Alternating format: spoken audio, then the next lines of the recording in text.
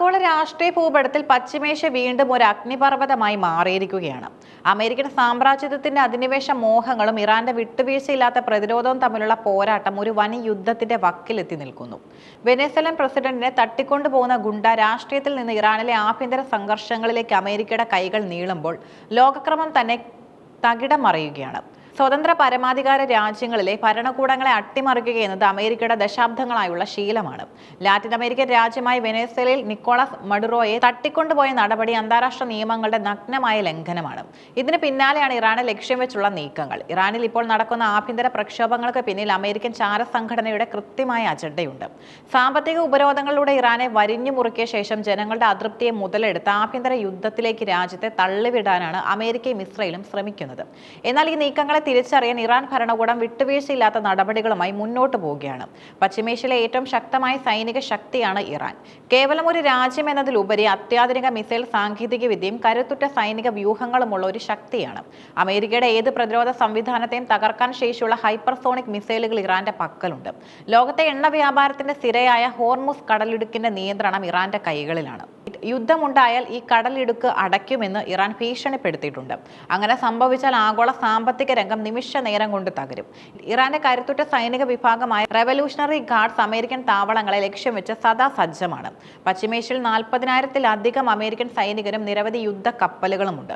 ഈ താവളങ്ങളെല്ലാം തന്നെ ഇറാന്റെ മിസൈൽ പരിധിക്കുള്ളിലാണ്. അമേരിക്കയുടെ പശ്ചിമേഷ്യയിലെ ഏറ്റവും വലിയ വ്യോമതാവളം 10,000-ത്തോളം സൈനികർ ഇവിടെയുണ്ട്. 6 മാസം മുമ്പ് നടന്ന ആക്രമണത്തിൽ ഇറാന്റെ മിസൈലുകൾ ഇവിടെ പതിച്ചിരുന്നു. ബഹ്റൈൻ US 5-ാം കപ്പൽ വ്യൂഹത്തിന്റെ ആസ്ഥാനമാണ്. ഇറാന്റെ തീരത്ത് തൊട്ടടുത്തുള്ള ഈ താവളം ആക്രമിക്കപ്പെട്ടാൽ അമേരിക്കയുടെ നാവിക ശക്തിക്ക് വലിയ തിരിച്ചടിയാകും. ഇറാഖും സിറിയയും അൽ-അസദ്, ഹരീർ, അൽ തൻഫ് തുടങ്ങിയ താവളങ്ങളിൽ നിർത്താതെ ആക്രമണം നടത്താൻ ഇറാൻ അനുകൂല സായുധ സംഘടനകൾക്ക് കഴിയും.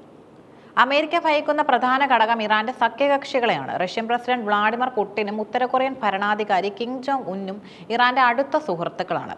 ഉത്തര കൊറിയൻ ഭരണാധികാരി കിം ജോങ് ഉന്നിന്റെ ഇടപെടൽ യുദ്ധത്തിന്റെ ശക്തി മാറ്റിയേക്കാം. അമേരിക്കയെ നേരിട്ട് ആക്രമിക്കാൻ ശേഷിയുള്ള ആണവ മിസൈലുകൾ കിമ്മിന്റെ പക്കലുണ്ട്. വെനസ്വേലയിലെയും ഇറാനിലെയും അമേരിക്കൻ നടപടികൾ പ്രകോപിതനായിരിക്കുന്ന അദ്ദേഹം യുദ്ധമുണ്ടായാൽ ഇറാനു വേണ്ടി രംഗത്തിറങ്ങുമെന്ന് റിപ്പോർട്ടുകളുമുണ്ട്. മുഴുവട്ടനാണെന്ന പാശ്ചാത്യ മാധ്യമങ്ങളുടെ വിശേഷണം ശരിവെക്കുന്ന രീതിയിലുള്ള പ്രത്യാക്രമണങ്ങൾ ഉത്തര കൊറിയയുടെ ഭാഗത്തു നിന്നും ഉണ്ടായേക്കാം. ഇറാനിലെ പ്രതിഷേധങ്ങളെ ഭരണകൂടം നേരിടുന്നത് വളരെ കർശനമായാണ്.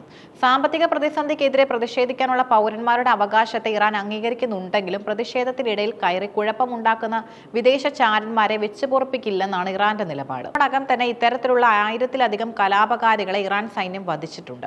തങ്ങളുടെ ആഭ്യന്തര കാര്യങ്ങളിൽ ഇടപെടാൻ വരുന്ന വിദേശ ശക്തികളെയും അവരുടെ ഏജന്റുമാരെയും തുടച്ചു നീക്കാനുള്ള ഇറാന്റെ അവകാശത്തെ ചോദ്യം ചെയ്യാൻ ആർക്കും കഴിയില്ല. അമേരിക്കയും ഇറാനും തമ്മിൽ ഒരു നേരിട്ടുള്ള ഏറ്റുമുട്ടൽ ഉണ്ടായാൽ അത് കേവലം ഒരു പ്രാദേശിക യുദ്ധമായി ഒതുങ്ങില്ല. അത് 3-ാം ലോക മഹായുദ്ധത്തിലേക്ക് വരെ നീങ്ങാം. എണ്ണവിലയും പ്രധാനമാണ്. ബാരലിന് $200 മുകളിലേക്ക് എണ്ണവില കുതിച്ചുയരാം. കപ്പൽ ഗതാഗതം ഇതിൽ നിർണായക ഘടകമാണ്. കടൽമാർഗമുള്ള വ്യാപാരം സ്തംഭിക്കും. ഇറാൻ ആക്രമണം തുടങ്ങിയാൽ ആദ്യ ലക്ഷ്യം വെക്കുന്നത് ഇസ്രയേലിനെ ആയിരിക്കും.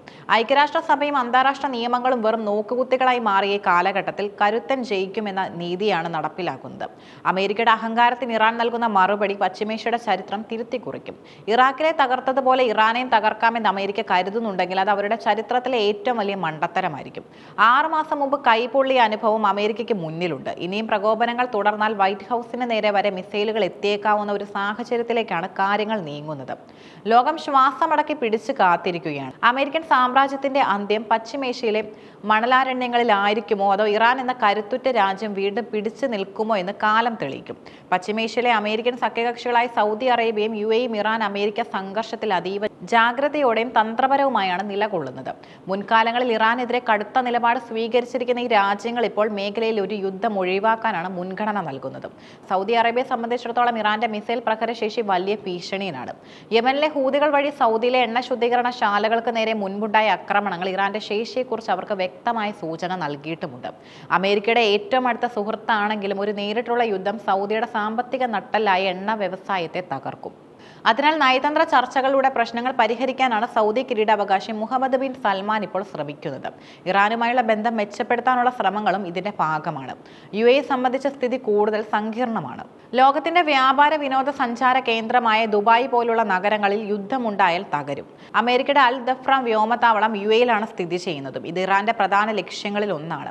അതിനാൽ അമേരിക്കയ്ക്ക് താവളങ്ങൾ ഉപയോഗിക്കാൻ അനുമതി നൽകുന്നുണ്ടെങ്കിലും തങ്ങളുടെ മണ്ണിൽ നിന്ന് ഇറാനെതിരെ നേരിട്ടുള്ള ആക്രമണം നടത്തുന്നത് UAE ഭയപ്പെടുന്നു. സാമ്പത്തിക താൽപര്യങ്ങൾ സംരക്ഷിക്കുന്നതിനായി ഇറാനുമായി ഒരു തുറന്ന പോരിന് UAE തയ്യാറല്ല. സൗദിയും UAE-യും ഇപ്പോൾ രണ്ട് വള്ളത്തിൽ കാല് വെക്കുന്ന നയമാണ് സ്വീകരിക്കുന്നത്. അമേരിക്കയുമായുള്ള സൈനിക സഖ്യം നിലനിൽക്കുമ്പോൾ തന്നെ ഇറാന്റെ പ്രകോപനം ഒഴിവാക്കാൻ അവർ ശ്രദ്ധിക്കുന്നു. ഒരു യുദ്ധമുണ്ടായാൽ അതിന്റെ പ്രത്യാഘാതങ്ങൾ ഏറ്റവും കൂടുതൽ അനുഭവിക്കേണ്ടി വരുന്നത് ഈ രാജ്യങ്ങളായിരിക്കുമെന്ന തിരിച്ചറിവ് അവരെ കൂടുതൽ സംയമനത്തിന് പ്രേരിപ്പിക്കുന്നുമുണ്ട്.